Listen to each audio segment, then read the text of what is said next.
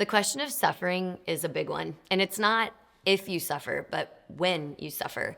And it can be so easy to not want to think about this because all of us avoid it at all costs, and yet it seems to hit us at every turn. The last few years have seen a lot of suffering. We too have had a lot of different ways of suffering over our 18 years of marriage, but it looks different at every turn in the way that we handle it. And no one handles suffering perfectly because in the moment, it can be really hard to endure and to know exactly how to react and act and be able to get through it. And so whether you're going through a time of sickness, whether you're going through a time of, one of the hardest things are relationships that are broken, that are relationships maybe that have ended. It can be small sufferings that sometimes hurt us the worst and that make it the hardest to get through the everyday. I know sometimes you see cancer or you see chronic illness or pain or even death and you think, oh, I don't want to deal with that.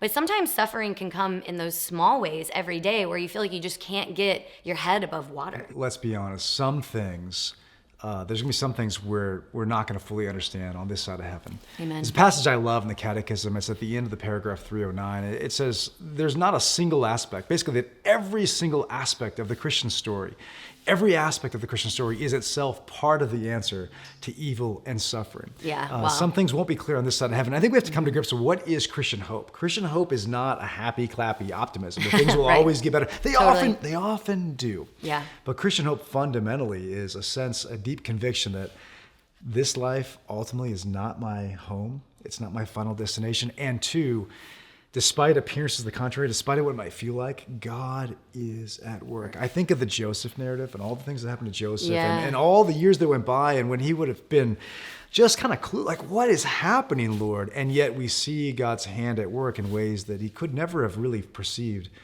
at the time.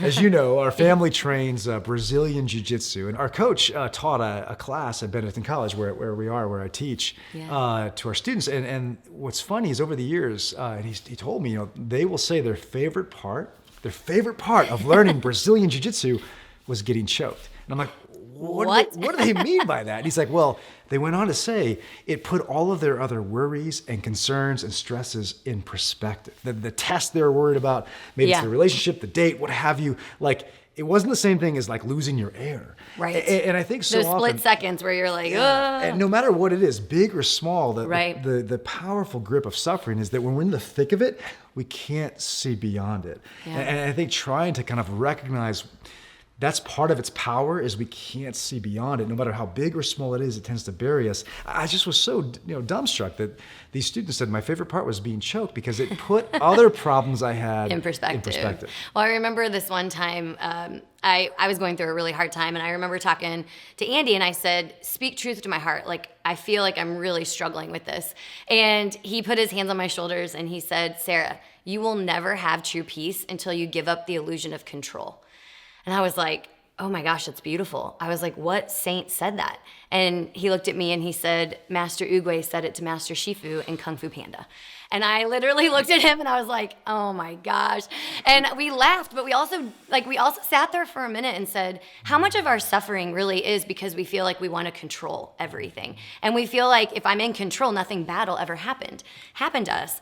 And I just think that is one of the quickest ways to just live as I have lived I fight this. And so if you're out there, if you're sitting there going, oh, I fight this, so much of my suffering has been self-inflicted because I really just want to control. And if something bad is happening, something uncomfortable is happening, something that I don't want to have happen, or that I'm trying to resist, when I feel like I'm trying to control it, it's really easy for me to get completely blasted and fall into that loss of hope. And, I don't like the word despair, but how easy it can feel to despair in the small things.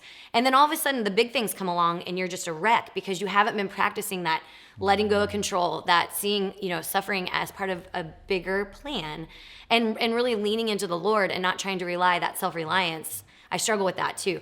This is just a whole video about things Sarah struggles with. But here's the thing, like it's just it's one of those things where we can kind of dance around these issues or we could come head on and face them head on and really name them. Yeah, totally. I mean, whether it's relationships, setbacks, adversity, how often, and I'm speaking to myself, we're just not open to letting God surprise us.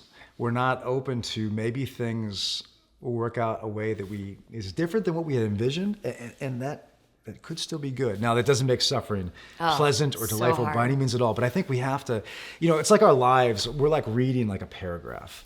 And it's a paragraph. It's all we have is this paragraph. And it's a paragraph of a whole book. And that book is a collection of many other books. And we just have to recognize the kind of finitude, the finiteness of the vantage point we have. Yeah. And at the end of the day, we have to talk about a word Catholics love to kind of pay lip service to, but I think we don't fully take seriously, and that's redemptive suffering. We say things like offered up. Yeah. It's like, well, which doesn't help in the moment What either. do we really mean like by it's that? Just, it's like, oh. Yeah. But true but hard. True but hard. But when you get down to its depths, the heart of Christianity really is this. It's for the life, death, and resurrection of Jesus Christ to be reproduced, to be recapitulated in through each and every one of us, that we too will go through the cross and the resurrection that would happen to the head. Jesus will happen to his entire body. Yeah. And what that means is as we go through suffering, our suffering is never without meaning. It's never without purpose. Wherever there is suffering, Christ suffers in and through us.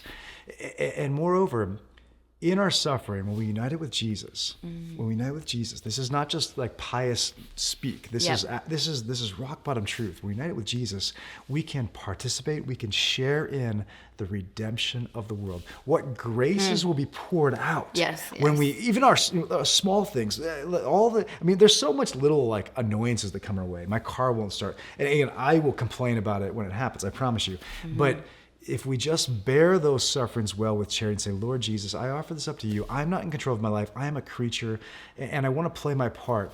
And if this is the part that you have for me right now. Yes. Now, again, there's some things we have to remove ourselves from, absolutely. But if it's the part that it seems like the Lord in discernment has for us now, can we embrace that and even accept this, even as a, quote, gift that we would never have chosen for ourselves?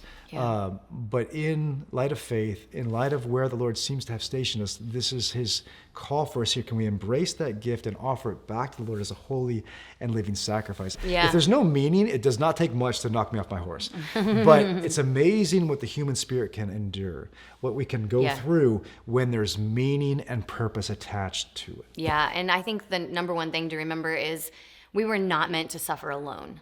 And I look back at my life, and I tell this to my kids, I tell this to young adults, we share this with friends, but when you look back on your life, that's one of the vantage points of being older and going through a little more life, and I tell this to my young adults and my kids, is I look back at so many times in my life, and some people ask me, like, tell your testimony, Sarah, and I always say, which one? Because I have like 10, and they all of my testimonies end with this idea of I went through this time in my life that was really hard.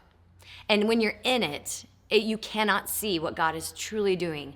And so if you're suffering right now, small or big, whatever it is you're going through, know two things. One, there's something so much deeper going on, and you're not going to be able to see what exactly you're growing, how you're growing, what exactly the way that God is making this a part of your story. You might not be able to see it right now, but I promise you there's something deeper going on that you're going to be able to name years from now. And two, you cannot do this alone. You need people to run with you, to speak truth to your heart, to put their hands on your shoulder and tell you, like, hey, like, you got to let go of this. You've got to put this into the hands of the Lord. You've got to fall into the arms of the Lord, and he's going to walk with you through this, and you're going to end up closer to him, even though you feel like you want to push him away. And so when we wrote Gift and Grit, our new book, when we wrote it, we have an entire chapter on suffering. Because, again, it's so easy to be like, oh, I'm fine. It's fine. Everything's fine. Nothing affects me. And that's just not true. We're wounded. We've been through some suffering. We've been through some struggles. We all have. And so being able to name it, and maybe it's something you need prayers for. Leave comments in below if you need prayers. If you're, share this with someone who's going through a dark time right now, because we're all in this together and we don't get out unscathed. No one gets out without suffering. It's all about how we suffer, and do we see it as part of a bigger plan. So please know of our prayers for you and that you're not alone.